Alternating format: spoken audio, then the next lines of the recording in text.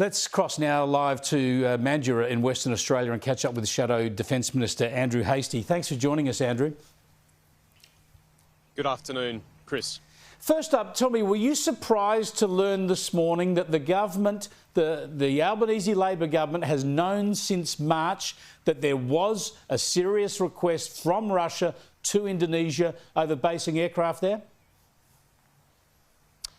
Chris, unfortunately I'm not surprised because this Albanese Labor government is shifty and the Australian people cannot trust it. But I am still shocked that they have been so reckless with the truth on this very serious question.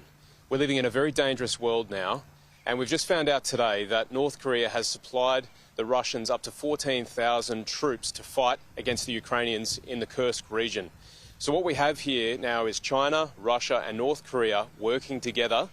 And it's now become clear that Russia did indeed inquire about an airbase in Indonesia, just on our back doorstep. And we had a Prime Minister who completely minimised this, who made a mockery of it, in fact, by suggesting it was up there with the fake moon landing, when in fact we know it did happen. And this government over the last few weeks has done everything they could to discredit any request for a briefing and also minimise this as a national security issue.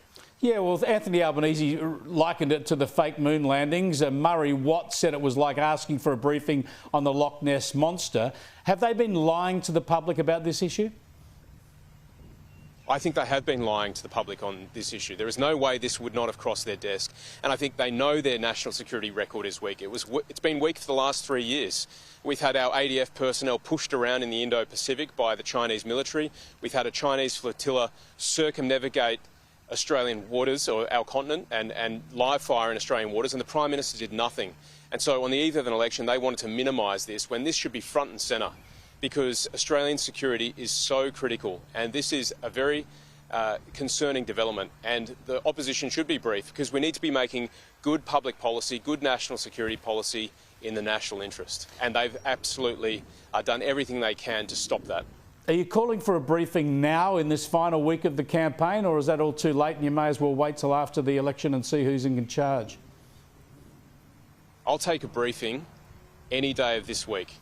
We've been asking one for more than a week now, and this is shameful behaviour by the Albanese government.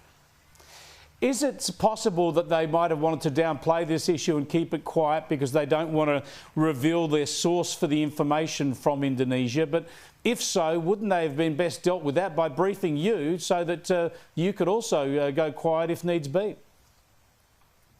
I would have happily taken a classified briefing, as would have David Coleman, our Shadow Foreign Affairs Minister, as well as the Leader of the Opposition, Peter Dutton.